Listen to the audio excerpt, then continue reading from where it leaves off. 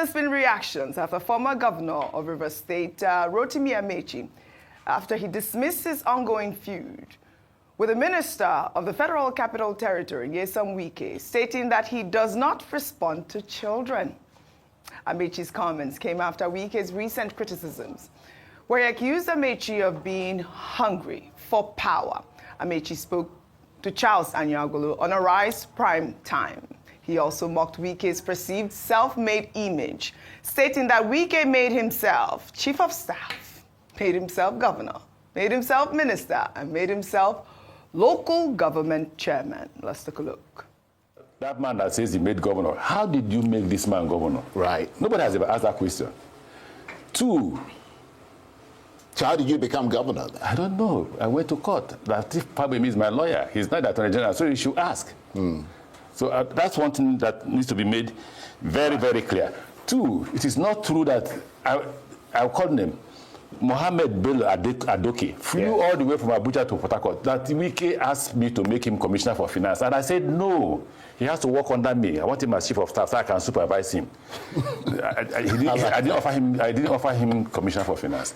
You see, I'm saying this because I don't want to join issues with children. Sure.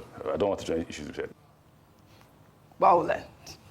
Rufai will say violent. I don't want to join issues with children. I actually heard you this morning say, no, that's not true. Wike is not a child. But I'd like for you to address, some of the comments he made right there, trying to give us the background history of how Wike got into power. Well, he was just saying basically that he was somebody that he employed. Well, I don't know whether he should refer to him as his personal employee, because in the real sense, if you construct it, Wike as chief of staff to the governor was invariably serving the people of Rivers State. It was government. It was Rivers State government, not, working for Amaechi in his personal capacity. All of them were serving the state. But he made a point about appointment. Usually when people are looking for appointments, when they know that this man is going to win, they will start lobbying. And he said that, well, Wike was interested in the position of Commissioner of Finance, but that he thought he should make him chief of staff so that he will be able to supervise him. And I said, saying this man is not good enough for Commissioner of Finance, let him be his chief of staff so that I can supervise him. It's a very mischievous innuendo. I don't want to explain the nature of the innuendo. Other people can stretch it out. Explain. I say it's an innuendo. Litigation. Explain. You're a lawyer. Well, it's an innuendo. Let's leave it at that. In other words, anyway. But he also says, he would rather not talk about Wike, because you see that throughout that interview, he didn't mention his name once. He said, I don't want to join issues with him. It's beneath him to be expanding insults in the public space with somebody who once served him. And he made a point about character, which we were saying yesterday, that, look, this man never acknowledges anybody that ever did him a favor. In other words, he was saying, this is just, a transactional character. He will use you, dump you, move on. If it is convenient, he comes back to you. And then he addressed the issue about, how he became governor. And he said it was God, it was the judiciary, it was Sir Peter Odili, and then the people of Rivers State. But I said earlier that he raised more cogent points beyond his, a thief with Amaechi and Wike. The point about the fact that he wants the president of Nigeria, President Tinubu, to give a proper accounting with regard to fuel subsidy savings. There are people who have been saying that. And I said, President Tinubu has explained that states have more money, debts have been paid, but perhaps, greater transparency that he's asking for. Maybe nobody can argue about that. He says INEC is not above board, and that, political coalitions are finding it very difficult to register political parties and at the conditions, and he compared the present INEC chairman to former chairman Maurice Iwu. Three, he said that this government does not respect the rule of law. But specifically, he was talking about the situation in Rivers State with regard to the declaration of a state of emergency.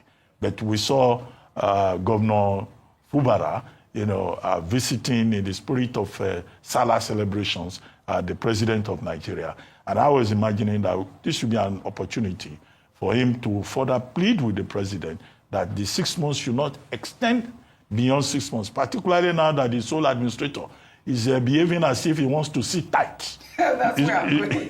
Let me take that story that you can. But, I mean, that was a good interview with Charles Onyango. I enjoyed it thoroughly. I advise our viewers to watch it on our YouTube channel. Well, in the meantime, reactions have trailed the visit by the suspended governor of Rivers State, Similaye Fubara, to President Bola Ahmed Tinubu at his residence in Lagos on Tuesday. The visit comes less than a week after Fubara stated his intention to put aside pride and personal interests to restore peace in Rivers State and reconcile with his predecessor, FCT Minister Nyesom Wike, whom he refers to as his boss. The details of the meeting were not immediately disclosed. This is their first public meeting since President Tinubu declared state of emergency in Rivers State on March 18th and suspended the governor. Well, let's take a look at some reactions. This is from EJ Tweet. Found this reaction funny. He says, "Is Governor Wike aware?" Is Wike aware, the minister? Well, politicians will always do political things. I made videos calling for the illegal suspension to be lifted. And Fubara is smiling with Tinubu. Politics is just a game. Good luck to both of them, Rivers and Nigeria. Well, Emeka wrote, Governor Fubara's Lagos visit to President Tinubu hints a strategic move amidst Rivers State's political storm, with Wike's shadow looming. Fubara might be rethinking alliances, sometimes in politics. If you can't beat them, join them. And you know that we saw a lot of these comments online. When we saw that picture, we were like, hey, state capture. I mean, those are some of the comments. But your thoughts on the visit by Fubara? You know, earlier in the program, I said, for me personally, I thought the optics were unfortunate because this is an elected official. Yes. And, you know, we know that the assumption around it is that he's going to beg and plead. Mm-hmm. Now, if you remember in the month or so leading up to the state of emergency, the president had said that Governor Fubara should just stoop to conquer. Yes. That had been his very decisive advice to him. And, well, we see he's finally taking the advice and it's bearing fruit. And it's unfortunate that, you know, politicians will always do what it takes to stay in power or to claim power. It's around power. And where is the will of the people in all of this? Where is the accountability to the people who voted for him? The past 2 years have been stagnant in terms of development in Rivers State because it's been one political issue after the other. However, if you look at it from a political strategy perspective, especially after the statements we saw from the minister of the FCT at the beginning of the week, where he will deliver Rivers State, almost as the alpha and omega of the Rivers State. Well, this is President Tinubu also just reminding him that there's not one alpha and omega in Rivers State. Yes. Don't forget that there's somebody waiting in the corridors of power who's sitting at the throne currently, and based on that might be able to also check and balance your own influence in the state. So, gosh, it's all games that are being played. My heart just bleeds for the people of Rivers State who still need governance. Rivers State. I mean, Rufai, we did see Governor Wike, I believe it was last month, actually accusing Harass TV of deceiving the governor and making him think that he was... Yes. He said that? Live television. He said it. Yes, he did. Harass TV? Yes, that he was deceived. Go ahead. There's no way we could have deceived us. I was wondering who did. Go ahead. I don't know, because, I mean, the governor should have a mind of his own. So, that's what so you say we deceived the governor.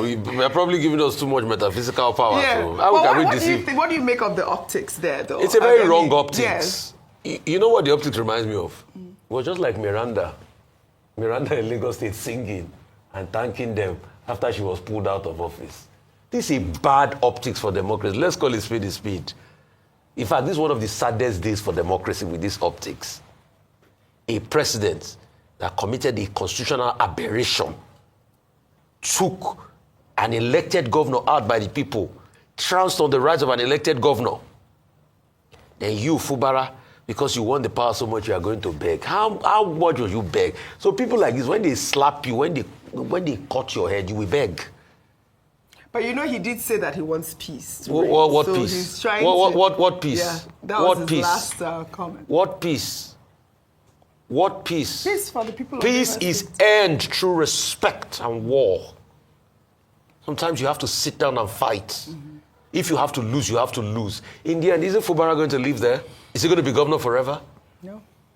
So in the end, you are still going to leave the position rather than somebody just trounce on your right like that and you look and you keep going to beg the same person that removed you from the mandate of the people.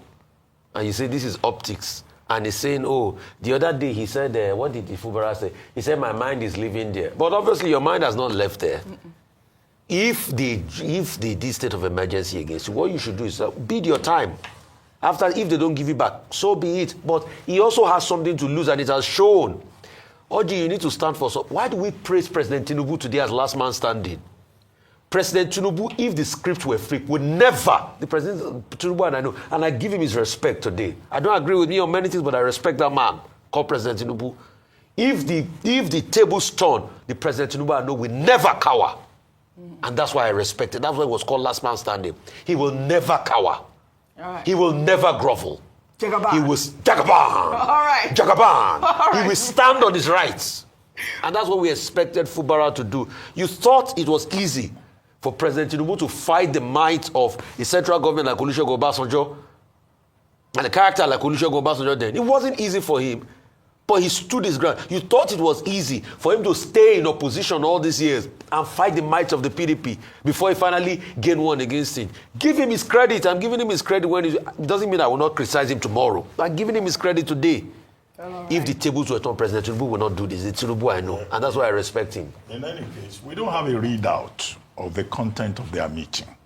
We are just assuming that given the circumstances in Rivers State and the declaration of state of emergency, that the reason they went there to see President Tinubu, first time we will see the two of them together since this crisis began. So we assume that you cannot leave the place without talking about the state of emergency. Mm-hmm. Suppose he just went there to just greet the president in the spirit of Salah, and maybe Rivers State of emergency was not discussed. But okay, you can say it's the unspoken subtext. Right. You can't just go, I hear you're in Lagos, sir. Well, there's a story that he went to London too now, and there was this Dobale thing going on. We don't have a readout. Yes, we don't have a readout of what transpired. Yes. So we can only... As what? He's a suspended governor. Interesting time. He's still the governor of the people. Do you know how many governor. more weeks we have to wait for this suspension to be lifted? Is it already 6 months? I keep asking every time. No, it's in September. September. The state of emergency was March 18, So we have 2025. a few more months to go. Well, we'll continue to follow up on the story as always. Well, President Bola Ahmed Tinubu is beginning to enjoy it. Where? Who is that? the sole administrator. You were going to say that. I said it. Wasn't it his wife that was... You have to go and greet the president. Please, I'm still here. That man is beginning to over-enjoy the place. It's a case of the Lord has done it finally. Finally. The Lord has done it. He never expected it. Well, all right. Well, in the meantime, President Bola Ahmed Tinubu also hosted Governor Ademola Adeleke of Osun State, along with his elder brother, billionaire businessman Adedeji Adeleke, and Afrobeat superstar Davido, at his Lagos residence. Photos of the meetings have since gone viral on social media. Governor Adeleke shared the photos on his X account, stating that the visit was a courtesy call ahead of the Salah celebration.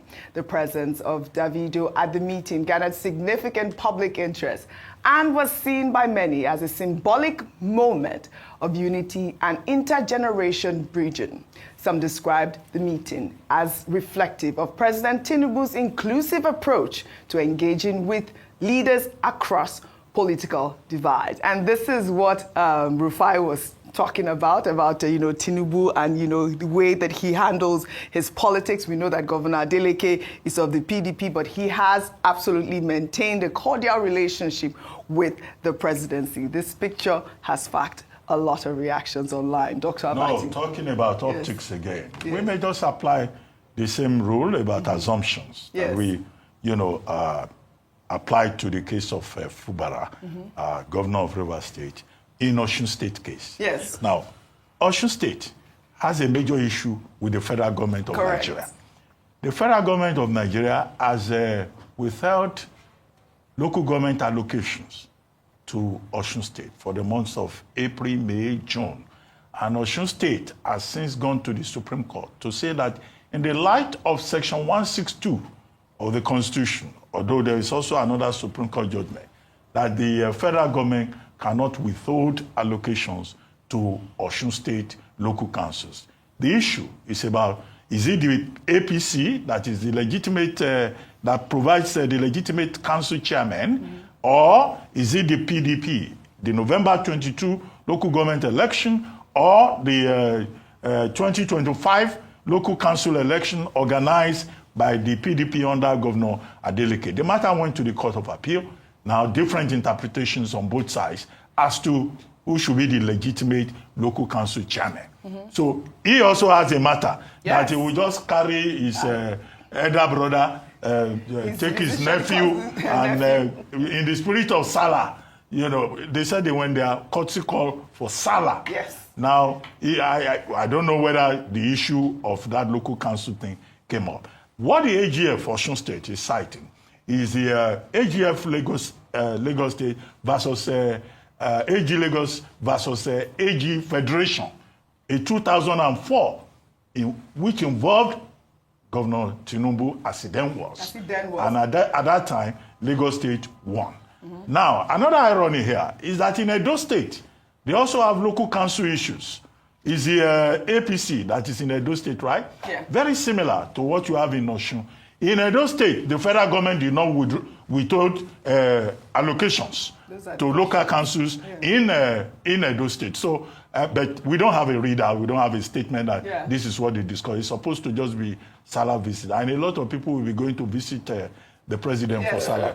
Now, finally, I also imagine that in the spirit of Salah, I don't know whether Governor Adelekes got a chance to teach the president some dance steps. How did you know? That was what I was going to ask. I was exactly going to Because ask the president too has been dancing. Maybe they should have taken the opportunity. With Davido in their With midst. Davido, they have to teach the president some steps. And he'll be like, then go feel it. I just want to ask, do you know maybe, was it a reportage or something around it, this time last year, during Saturday, did Fubara go to visit President Tinubu last year?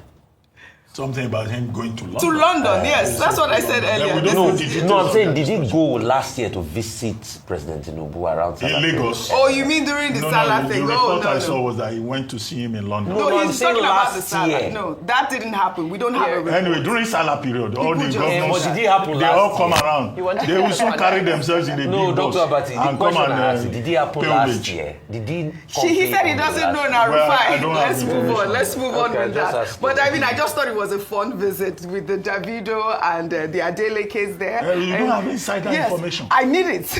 I need to. Do you No, I have- don't. I don't have Oh, it. okay. At first, when I saw the pictures, I was like, "Hey, Emma Bamike." No, but Davido was with the president But last the week Davido in was with the Abuja. president. Yeah, So so- hopefully he was the one who organized the meeting. It was nice to see, and I'd love to see a video. If there was who's that guy? Cubana chief priest there will have been videos flying around. Well, all right. Kudos, Governor Ademola Adeleke and Davido.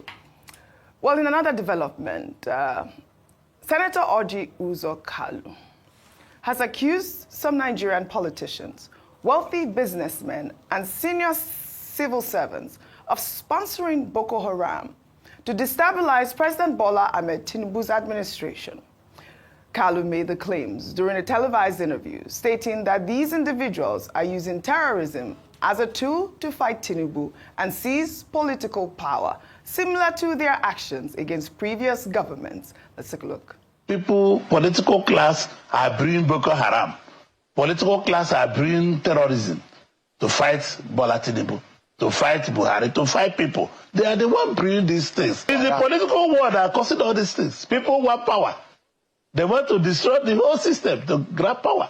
And you don't grab power this way. Politicians and businessmen and civil servants, people who are dissatisfied with the running of government, people who want to grab power.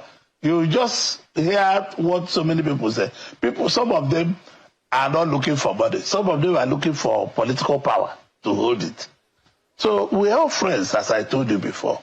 I want all of us to behave like friends. If we are friends, we should think about the man down the line. We should be able to lift Nigerians up. Well, OJYOKPE has been talking a lot lately. I mean, now we are seeing him. He's not the first politician who has accused politicians and, wealthy businessmen of sponsoring Boko Haram. But this rhetoric is quite old. I mean, this is not the sort of engagement that we want to keep hearing. We need to find out who they are. If they are, provide proof. I mean, just stop saying it, just blanket statements like that. Dr. Abati, I'd like for your comment before I take this story in Delta State on this. No, you've already hit the nail on the head by saying that, look, we have been hearing this over and over again, that certain influential persons are behind Boko Haram and that they sponsor Boko Haram. And there are persons who even ethnicize it, that Boko Haram seems to flower when any Southerner is in power. Just as you only have frenetic coalition politics when the Southerner is president. When a Northerner is there, you don't hear any coalition to remove the Northerner from power. So you have these, speculations. Don't let us be categorical. But the thing is that in a country that has intelligence agencies, it should be possible for people to be identified. Who are those powerful people behind Boko Haram? Who are the people sponsoring them? We have a financial intelligence unit. They track, a movement of illicit international financial flow. There's something like that, and there's a structure for that. Okay, why can't they identify those people that pass money to the insurgents, to the bandits, to the terrorists? And why, is it that the other security agencies have not been able to identify these sponsors? Otherwise, it will amount to scaremongering. Yes, this is what Nigerians want is peace, security. They want to be able to sleep with two eyes closed, whether it's in Maiduguri or in the Middle Belt or in Owerri, in Imo State, or where's that village? In Cross River State. So that, we can all feel very secure in this environment. So all this says, some people are sponsoring, some people are sponsoring. Are those people ghosts?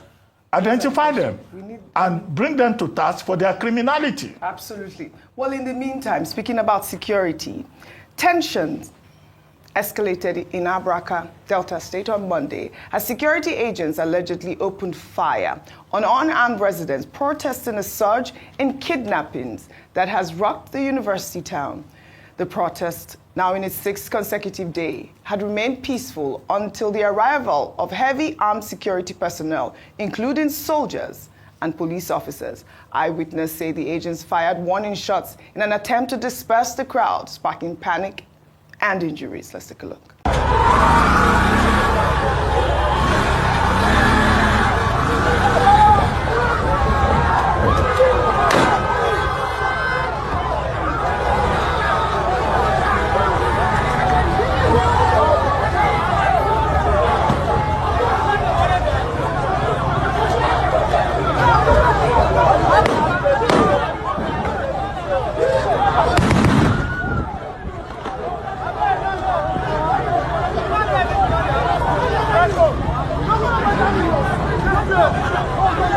This is unfortunate. The right to protest, like we always say on this table, is our fundamental right. I mean, these students from different schools, they've been protesting the spate of kidnappings. Instead of our security forces to help them or even secure them or try to, speak with them, you shoot.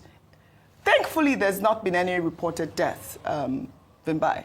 I mean, unarmed young people who are protesting for a very deserving cause.